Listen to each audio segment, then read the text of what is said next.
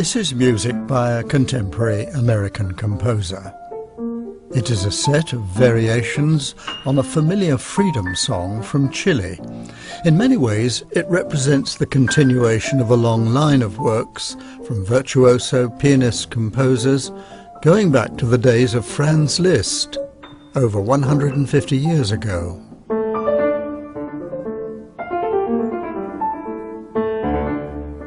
Marc-André Hamelin is one of today's leading exponents of keyboard performance, who delights in playing forgotten masterpieces of the past.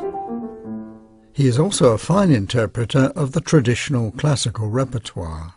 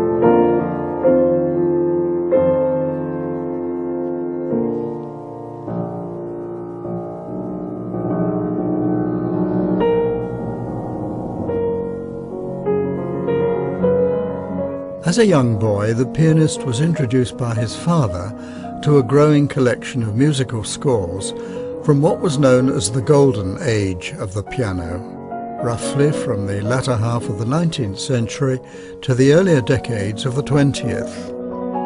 It was a time of great composer pianists. Many of these figures are little known today. Charles Valentin Alcan, a close friend of Chopin, a reclusive virtuoso and a highly original composer. Leopold Godowsky, called the Buddha of the piano and a fascinating recreator of the music of Chopin. Ferruccio Busoni, composer, philosopher and a matchless interpreter of the keyboard music of Bach.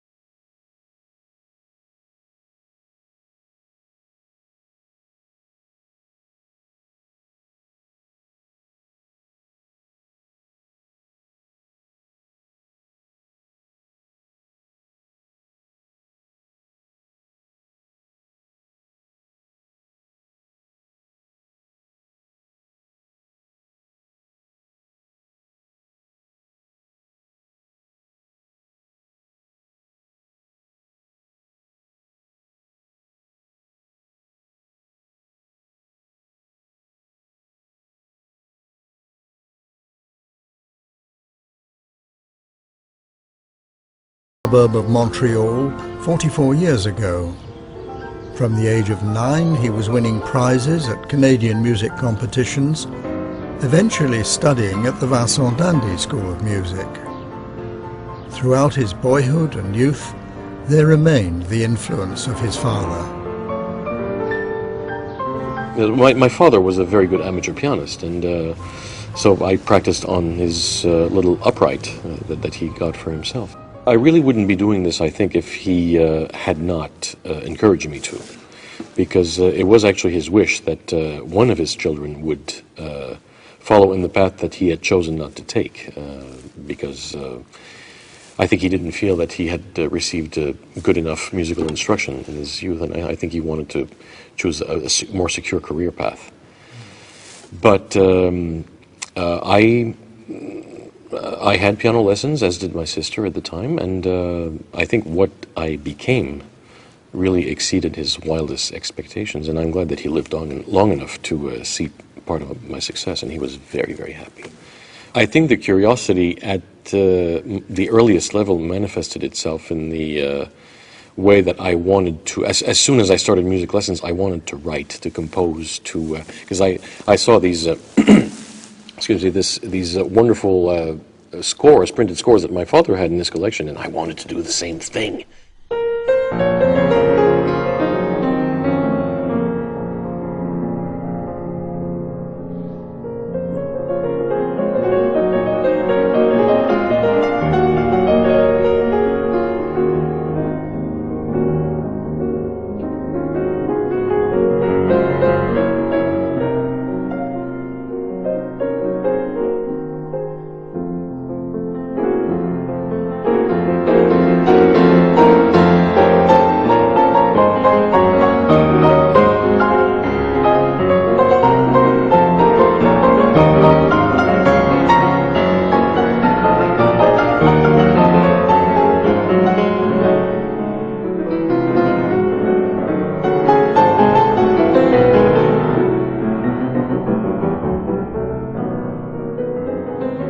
Perhaps the most prominent and loved of all the pianist-composers of the past century is Sergei Rachmaninoff.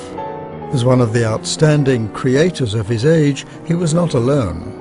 Alongside him were other visionaries who dominated Russian musical expression at the time.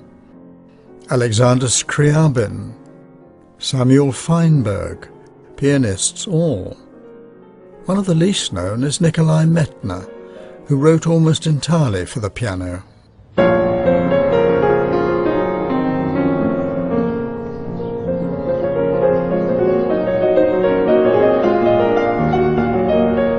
At the age of 19, Marc-André Hamelin moved to Philadelphia to study with Harvey Woodin at Temple University. It was the city that was to become his permanent home. I had always played the piano. I've been playing the piano since I'm 3 years old, 5 years old.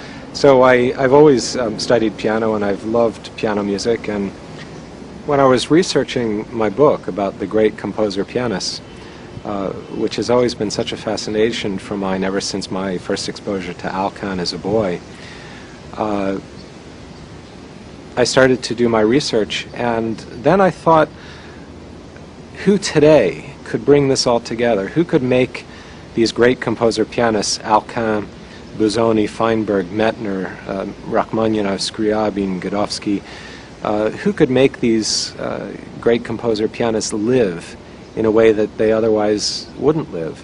And it so happens that I live in Philadelphia, and Marc-André Hamelin lives in Philadelphia, and which is a complete coincidence, because when I searched around for a contemporary presence to incorporate and a contemporary perspective, I really could think of no one else who performed this music so comprehensively and in such a way, and he became a natural part of it as a result.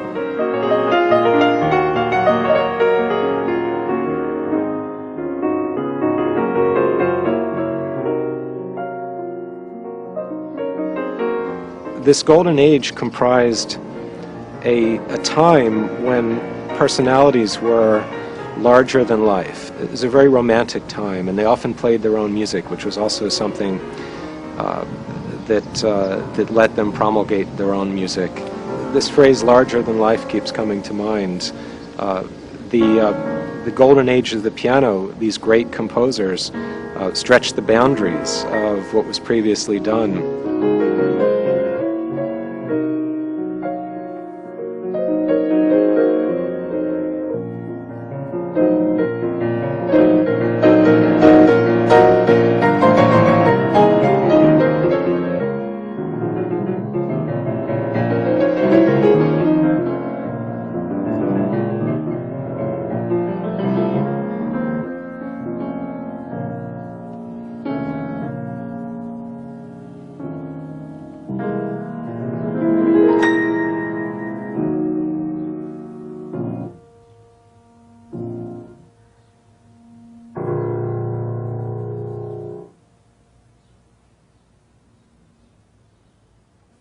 Such a lovely piece. Incredible. Not familiar, though, to many, many music lovers. That's quite true, although I think it used to be played a little more than it is now.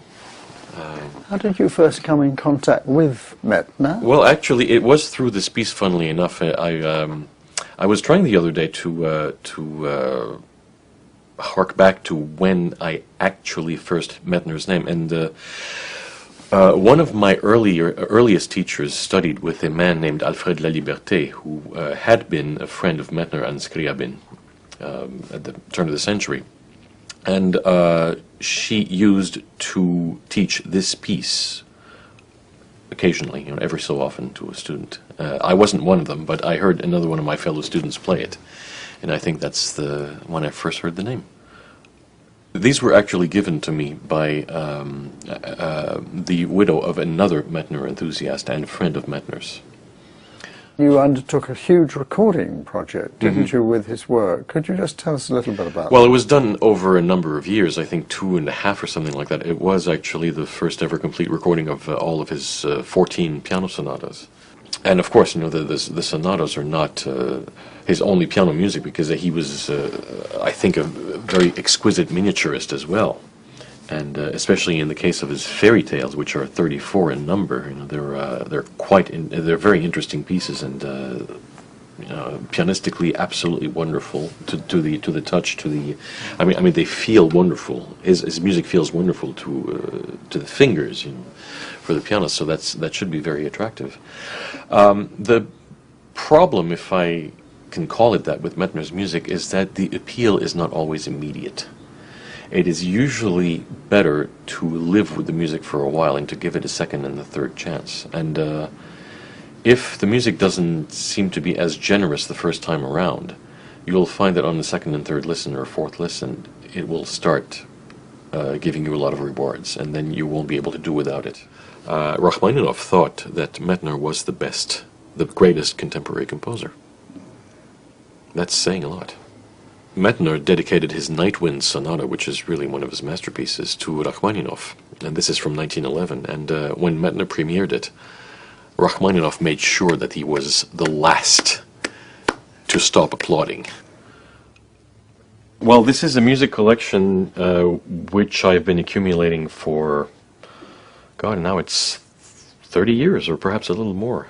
I started buying music and also records as soon as I had a little pocket money as a student, as a very young student actually, and it started, of course, very, very small, and I didn't have many means at that point. And of course, there was my father's collection, which I was always welcome to use. But I started trying to find things which were a little more off the beaten path, such as the two-piano transcription of the Scriabin's poem of Ecstasy. I doubt very much that this was ever reprinted. At one time, Mettner really thought that his work was of interest to absolutely no one, and I think he was almost right, actually. So we've come quite a long way, I think. This is a letter that I was given on one of my Vancouver visits by a lady who had written to Mettner, actually, in the 40s, in 1941. It was basically a fan letter, and he responded to her, and this is what it says. It's very sad. Dear Madame, your letter with good wishes and your hope that despite all adversities I will continue my work gave me a feeling of new energy, which I need very much because often I'm thinking my work is now of no importance to anybody. With heartiest thanks and best wishes.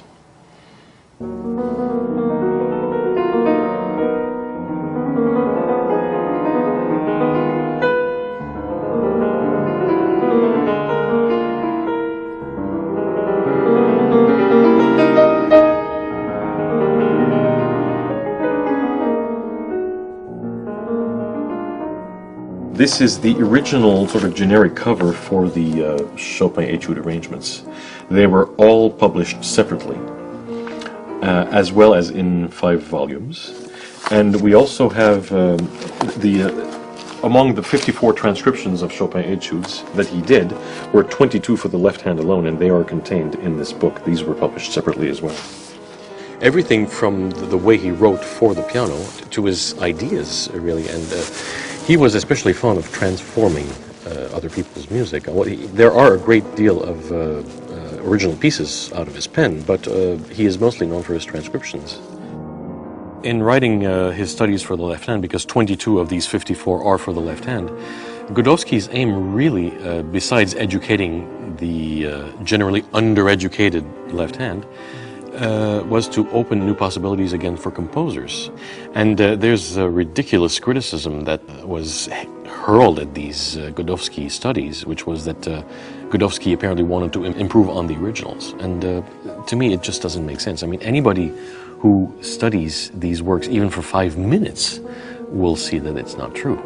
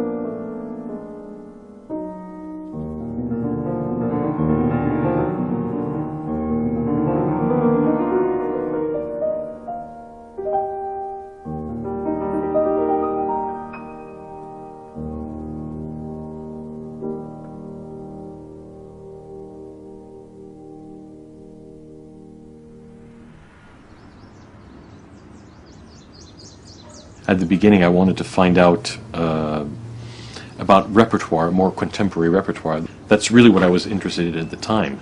But I still have about 1,200 LPs, actually. And one of the rarest I have is one of which only 100 copies were made. And this is the Passacaglia on DSCH, on the letters of Shostakovich's name, written by Ronald Stevenson. And this is a very, very substantial work that's about 1 hour and 20 minutes long. It's uninterrupted, and Stevenson, I think, is one of the most interesting composer-pianists of the century, definitely.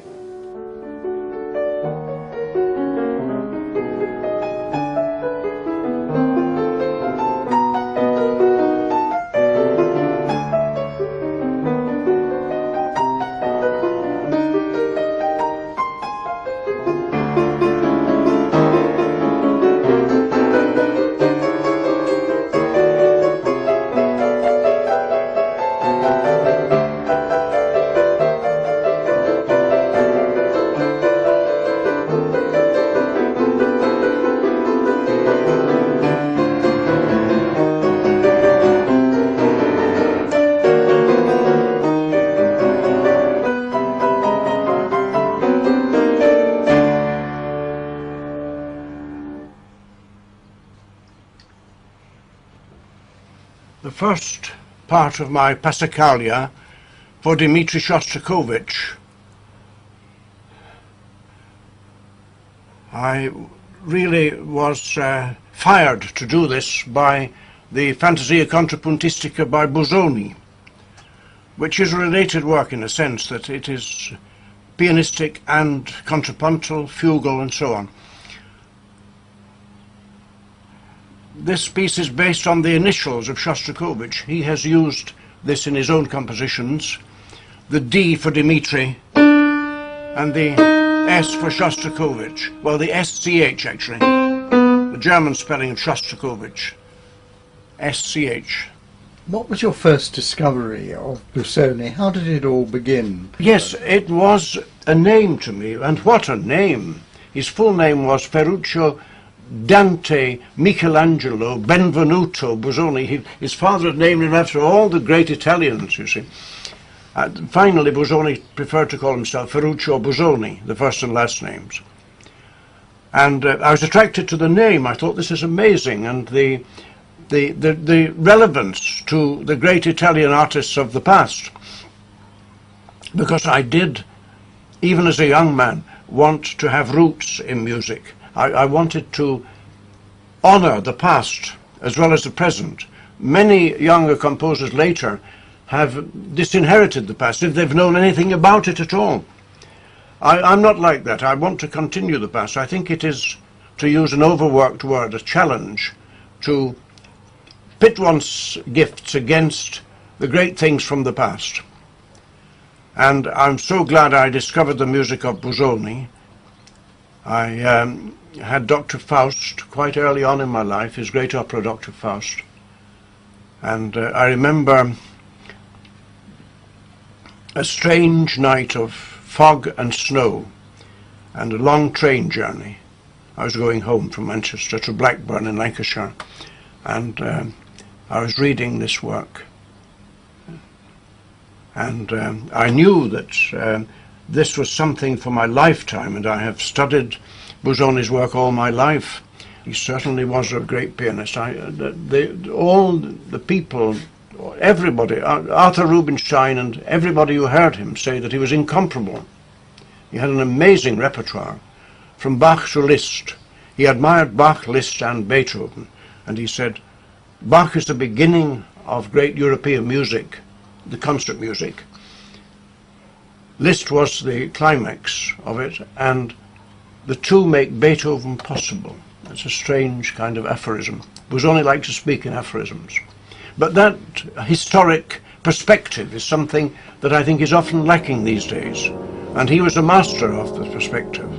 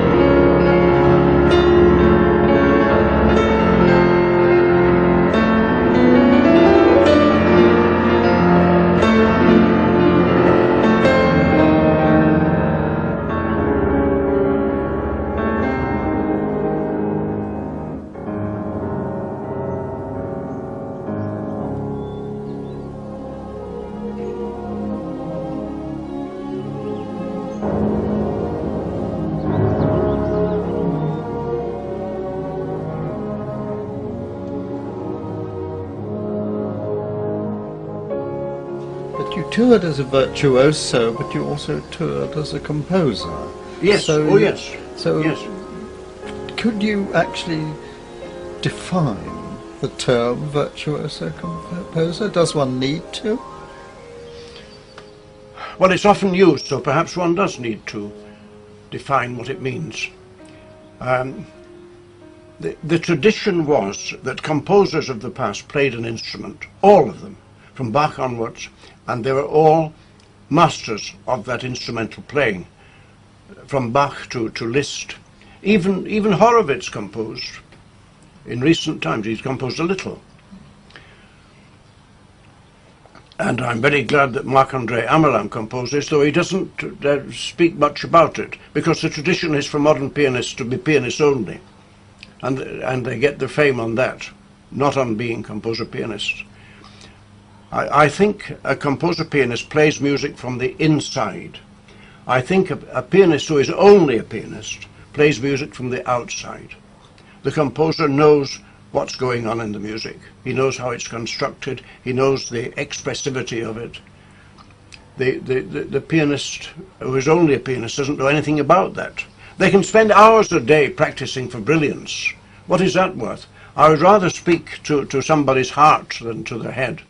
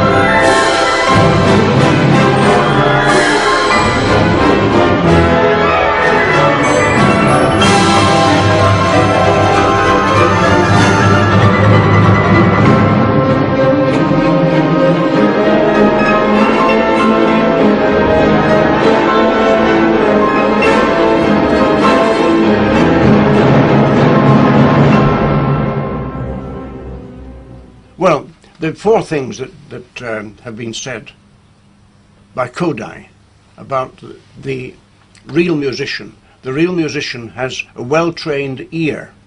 Number one, the ear is the first thing.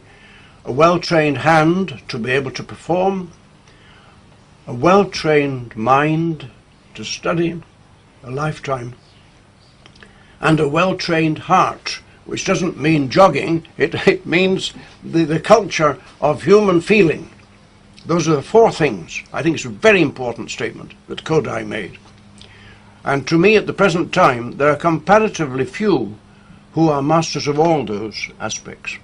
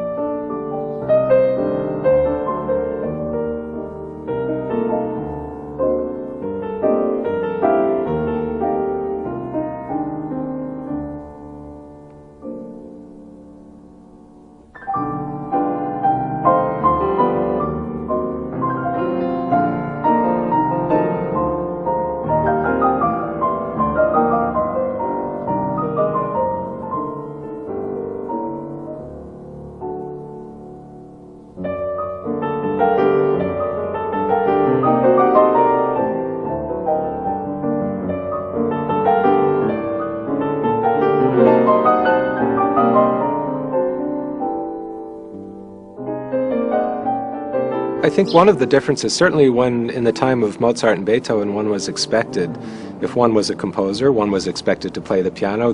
When Busoni came along and he felt the necessity for travel, and when people started to travel around the world and giving concerts, one of the comments that Busoni frequently made was how difficult it is to actually be a creator of music and to be a virtuoso pianist.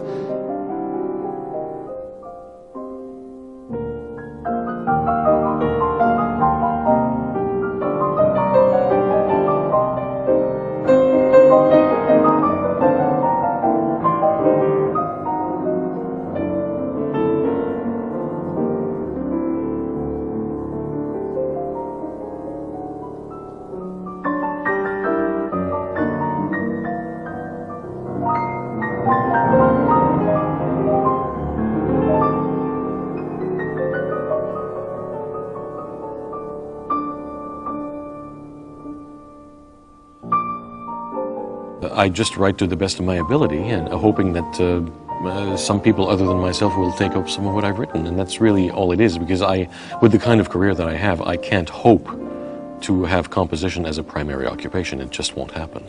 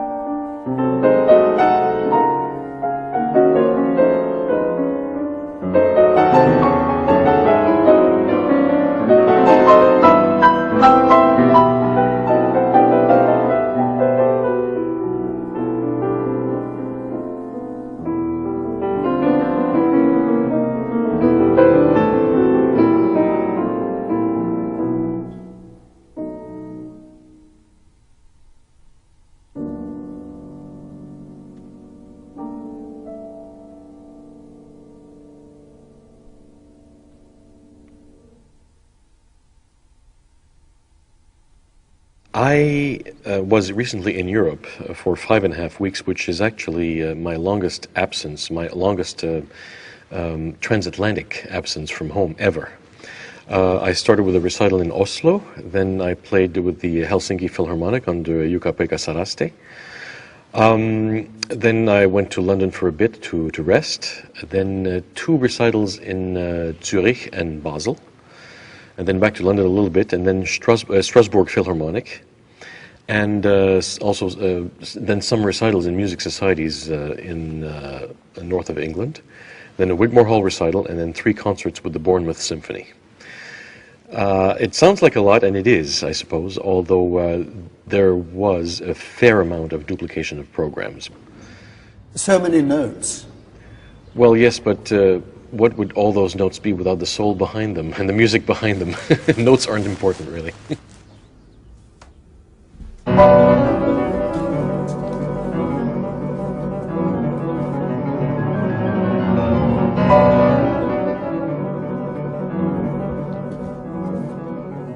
Well, we're recording in Henry Wood Hall, which is a wonderful converted church in Elephant and Castle district of London.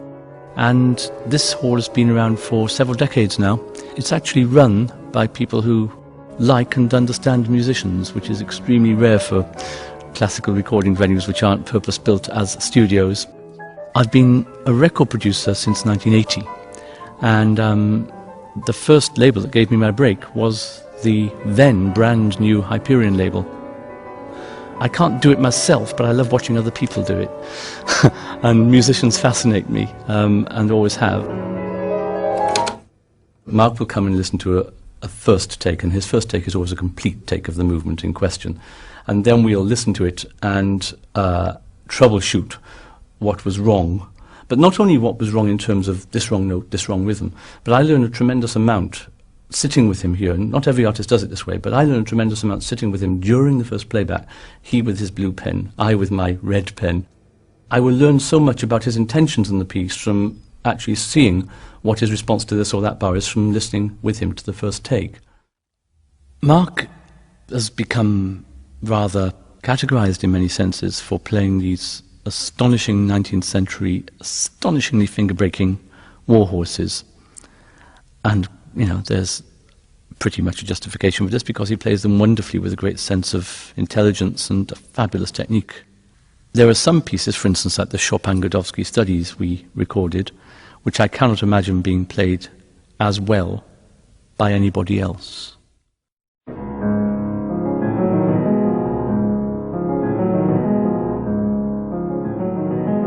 Are there pieces which only he plays? Well, other people play a lot of pieces that he plays. The danger with that, and I think he is rightly aware of this danger, is that, you know, marketing and the music business being what it is, it's easy to categorize people. Oh yes, Marc-André, Alcan, Dukas, Chopin-Godowsky, all these finger breakers. But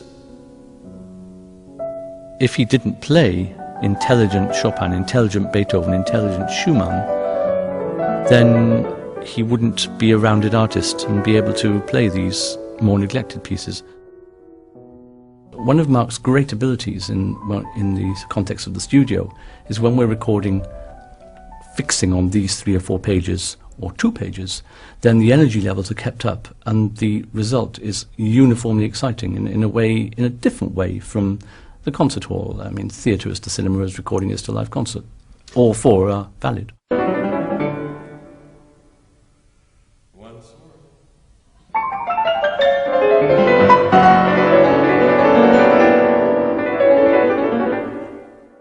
I'm of the opinion, and other producers may disagree with me, but I think if the results justify the means, if an artist is striving for something, whether it's a colour, a way of turning a corner, and sometimes accuracy, if a bar or a measure is proving problematic on that day at that particular time, then I'm firmly of the opinion that you do as many takes as you need to.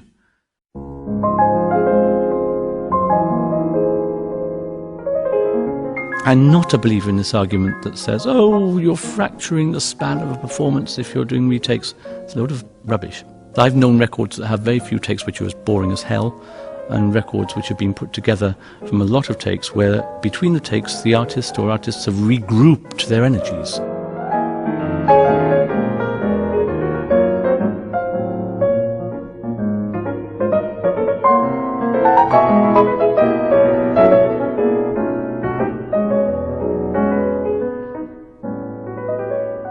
Where does jazz fit in all of this? Oh, I love jazz. I love jazz. Jazz is a people's music. I would go so far as to say that I think jazz is the main new idea of the 20th century. Far more than Stravinsky was, far more than Busoni was, far more than anybody. That jazz is the new music, the new voice of the 20th century. And it is a kind of classical music. I mean, it has become now a classical music.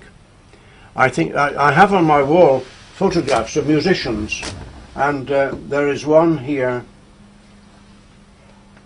Fats Waller.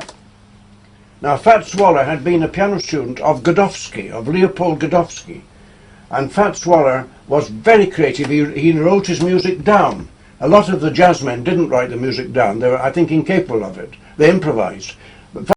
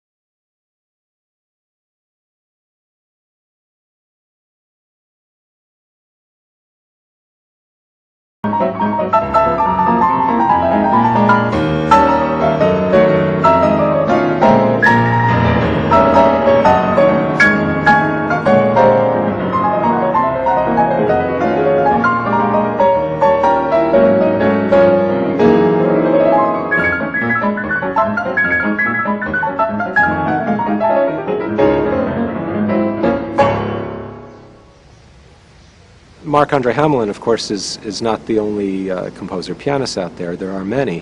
The Michal Pletnev is one, Stephen Hough, Frederick Rzewski.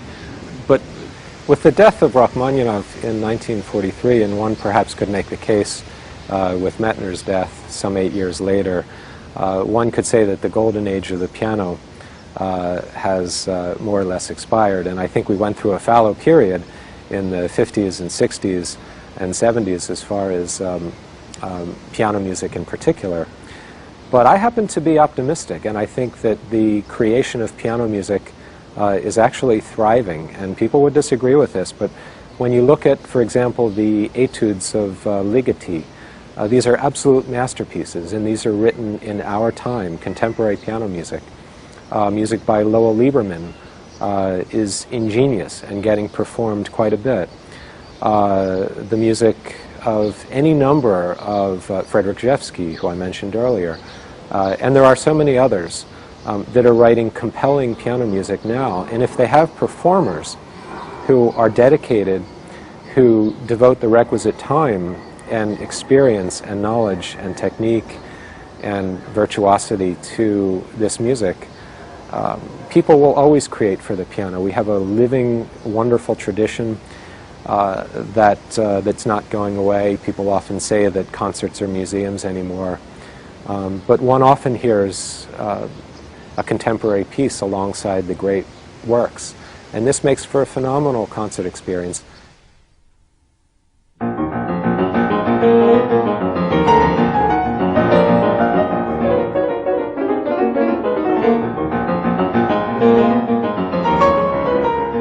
To me, something like the Alcan Symphony for solo piano is fully worthy of standing alongside the Chopin B-flat minor sonata or the Schumann Fantasy. The musical content in this work is absolutely genuine, and there's creativity and craftsmanship galore.